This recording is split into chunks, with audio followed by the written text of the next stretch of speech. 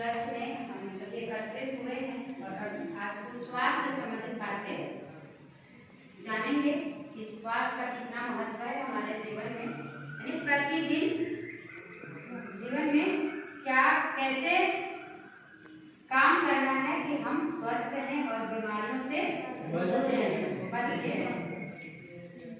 तो सबसे पहले जो सरकार की तरफ से आपको नोटिफिकेशन आया है उसको आप सुन लीजिए, उसके बाद फिर हम और आप मिलकर बातें करेंगे, ठीक है।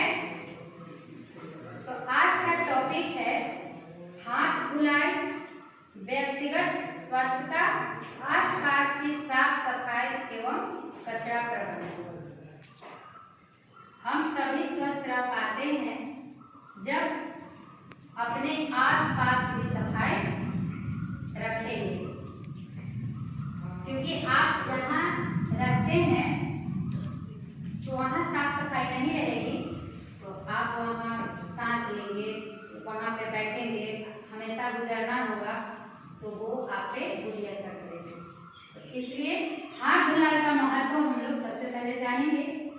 कुछ बच्चे ऐसे भी होते हैं जो बिना हाथ धोए भोजन ग्रहण कर लेते हैं या अपने नाक कान मुंह को छूते रहते हैं, तो इससे क्या नुकसान होता है हमारे शरीर को, सुनेंगे ध्यान से। स्वच्छ हाथ संक्रामक रोगों से बचाव का सबसे आसान तरीका है। संक्रामक रोग समझते हैं क्या होता है? एक दूसरे से फैलने वाला बीमारी। नियमित हाथ धुलाई स्वस्थ जीवन की पहली सीढ़ी है। कोरोना काल में हमें बहुत अच्छे से सिखा दिया है हाथ धोने के लिए, सीखे ना आप लोग भी? हाथ कब धोए? खाना खाने से पहले, शौच के बाद, खेल कर आने पर, जानवरों को छूने के बाद, बाहर से आने पर और गंदी चीजों को छूने के बाद हाथ जरूर धोएं। समझे? याद रहेगी बातें? बोलते थे कि नहीं आप लोग? तो ये भूलना नहीं है। आगे सुनेंगे हाथ धोने की सही विधि। साबुन और साफ पानी से कम 20 सेकंड तक हथेलियों, उंगलियों के बीच, अंगूठे, नाखून और हाथों के पिछले भाग को धोएं। हमें कोरोना में ही सिखाया गया था हाथ हैंड वॉश कैसे करना। आप लोग ऐसे ऐसे कर लेते हैं, बहुत लोगों को देखे हैं पहले ऐसे साबुन लगाए या हैंड वॉश किए और धो लिए, हो गया। हैंड वॉश करने का सही तरीका है, पहले जो भी आपके पास है हैंड वॉश, डिटॉल है, जो भी है साबुन है, उसको हाथ में रगड़ ले और उसके बाद बताया जा रहा है 20 सेकेंड तक। तो ये जो उंगली है इसको पहले इसको ऐसे करना है, ये रगड़ना है ताकि हाथ से अच्छे से मैल छूट सके। समझे? तो इन चीजों को ध्यान में रखना है। ये कोई मजाक का टॉपिक नहीं है। इसके अलावा ऐसा देखना ना सही से, तो ध्यान से सुनो।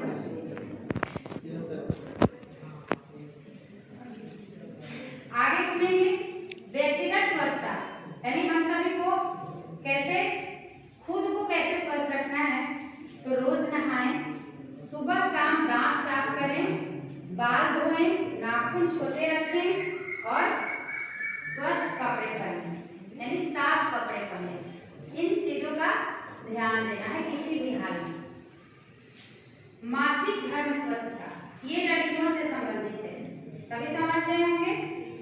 तो बालिकाओं को इस दौरान स्वच्छता, सुरक्षित सैनिटरी उत्पादों के उपयोग और सही निस्तारण की जानकारी दी जाए। मतलब कि ये जानकारी देने के लिए कहा जा रहा है कि आपको समय समय पर 2 घंटे 1 घंटे से ज्यादा सैनिटरी पैड यूज नहीं करना है। समझे? उससे क्या होता है, इन्फेक्शन फैलता है, तो इसका ध्यान रखना है। विद्यालय एवं घर की स्वच्छता, क्लास, शौचालय, पीने का पानी, रसोई और स्कूल परिसर साफ रखें। इन सब चीजों को अगर आप सभी को बता दे रहे हैं, कहीं कमी लगता है तो आप यहाँ पे संबंधित लोगों को इन्फॉर्म करें और साफ सफाई करवाएं। और जहाँ तक बने तो आप खुद भी कर सकते हैं। अगर आपके आसपास है थोड़ी बहुत गंदगी तो आप खुद भी वहाँ पे साफ करके यूज कर सकते हैं। ध्यान रखना है इस चीज को। कचरा प्रबंधन, इसको सुनेंगे, गीली और सूखा कचरा अलग अलग रखें, ऐसा बताया गया है ना। गीला और सूखा कचरा को अलग अलग रखना चाहिए। कचरा हमेशा कूड़ेदान पे डालते हैं आप लोग। कई बार घूमने गए तो पेपर खाए, फाड़ करके प्लास्टिक रोड पे, पानी पिए, बोतल फेंक दीजिए।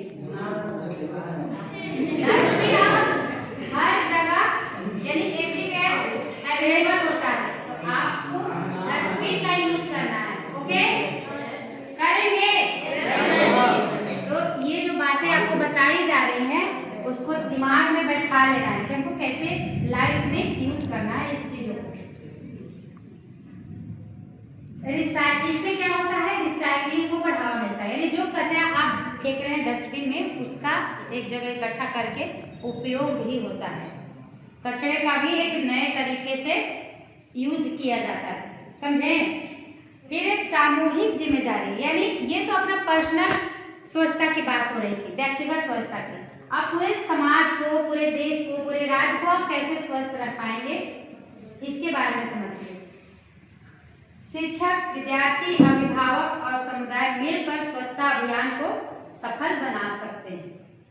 यानी पहले व्यक्तिगत स्वच्छता की बात की गई, तो हम सभी स्वस्थ रहेंगे, डस्टबिन में डालेंगे कचरे को, तो ऑटोमेटिक जो है उस वहाँ पे आपके आसपास स्वच्छता बढ़ेगी बढ़ेगी, होगा ना ऐसा।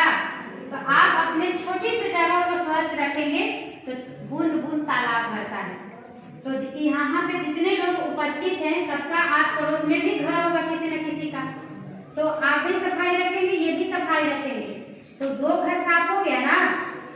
तो वैसे ही बढ़ते जाएगा और बढ़ते बढ़ते हम पूरे सामुदायिक रूप से एक बड़ा परिसर को भी स्वस्थ रख सकते हैं।